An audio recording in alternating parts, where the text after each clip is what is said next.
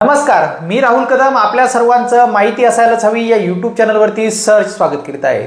मित्रांनो, आज मी तुम्हाला अवघ्या 100 रुपयामध्ये आपण आपल्या शेतजमिनीची वाटणी करू शकतो, आपल्या नावावरती ट्रान्सफर करू शकतो।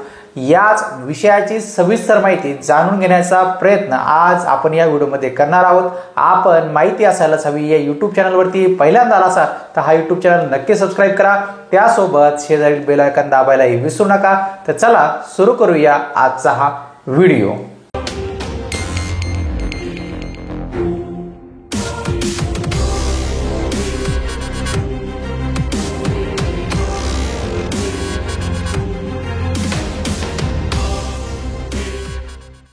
शेतीची वाटणी एकदम फ्री मध्ये होणार आहे।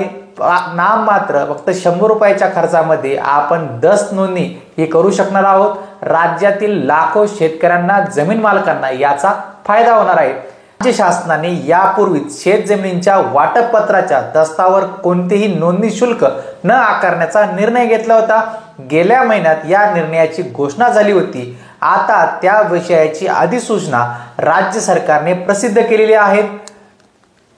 त्यामुळे राज्यातील लाखो शेतकऱ्यांना याचा मोठा फायदा झालेला असून शेतजमिनींच्या वाटणीनंतर दस्त नोंदणीसाठी साधारणतः 30 ते 40 हजार रुपयांच्या घरात शुल्क आकारले जात होते।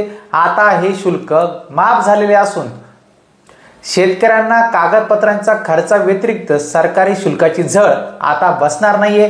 त्यामुळे जमीन वाटपाची रखडलेली कामे अत्यंत जलद गतीने मार्गी लागतील। आता आपण बघूया हा जो काही निर्णय आहे तो कशा पद्धतीने घेण्यात आला। हा जो काही दस्त नोंदणी शुल्क माफीचा निर्णय आहे तो 1 महिन्यापूर्वी घेण्यात आलेला होता। राज्य मंत्रिमंडळाने जमीन वाटप दस्त नोंदणी शुल्क माफ करण्याचा निर्णय मे महिन्याच्या अखेरीस घेतला होता। महसूल विभागाने हा निर्णय आता लागू केलेला आहे। महसूल मंत्री चंद्रशेखर बावनकुळे यांनी याविषयी माहिती दिली होती की विभागाच्या प्रस्तावाला राज्य मंत्रिमंडळाने तात्काळ मान्यता देण्यात आलेली आहे। यामुळे शेती वाटप पत्रावरील दस्त नोंदणीसाठी कोणतेही शुल्क आकारता येणार नाही हे स्पष्ट झाले होते। राज्यात कृषक आणि अकृषक मिळकतीसाठी नोंदणी शुल्क सारखेच आहेत। एकूण मूल्याच्या 1% पर्यंत साधारण ते 30,000 रुपयांपर्यंत हे शुल्क आकारण्यात येते। मुद्रांक शुल्क 100 रुपये असले तरी नोंदणी शुल्क अधिक होते। आता हे शुल्क सुद्धा आता माफ करण्यात आलेले आहे।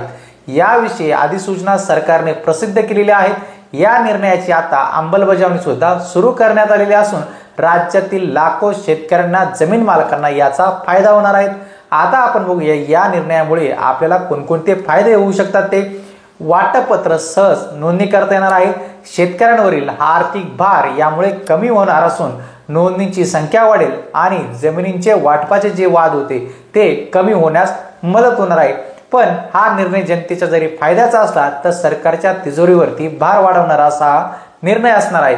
या निर्णयामुळे सरकारच्या महसुलात दरवर्षी 35 ते 40 कोटींची घट येण्याची शक्यता आहे। सरकारच्या तिजोरीत आवक घटेल तर दुसरीकडे शेतकऱ्यांची शेती वाटपावरून होणारी भांडणे आणि रखडलेली नोंदणी या जाचातून सुटका ही होणार आहे। महाराष्ट्र जमीन महसूल संहिता 1966च्या कलम 85 नुसार शेत जमिनीचे वाटप करताना मोजणी करावी लागते। त्यावेळी वाटप दस्तासाठी मुद्रांक शुल्क आणि नोंदणी शुल्क द्यावे लागते। मुद्रांक शुल्काचा भार अत्यल्प आहे, पण नोंदणी शुल्क 30,000च्या घरात होते। आता हे शुल्क माफ झाल्याने शेतकऱ्यांना याचा मोठा फायदा होणार आहे। तर मित्रांनो, कलम 85 नुसार आपण 100 रुपयामध्ये कशा पद्धतीने वाटणी करू शकतो याविषयी सविस्तर माहिती देणारा व्हिडिओ आपण यापूर्वी बनवलेला आहे। तो व्हिडिओ पहा आणि आपली 100 रुपयामध्ये जी काही शेतजमिनीची वाटप करून घ्या। आणि दस्त नोंदणी सुद्धा आता एकदम सरकारने मोफत केली आहे। त्यामुळे जास्तीत जास्त शेतकरी, जमीन मालकांनी याचा फायदा घ्यावा अशीच मी आपल्याला विनंती करतो। आपल्याला आजचा हा व्हिडिओ आवडला असेल, माहितीपूर्ण वाटला असेल तर जास्तीत जास्त लोकांपर्यंत शेअर करा। आपल्या काही प्रश्न, शंका असतील तर कमेंट बॉक्समध्ये विचारा। भेटूया पुढील व्हिडिओमध्ये। धन्यवाद।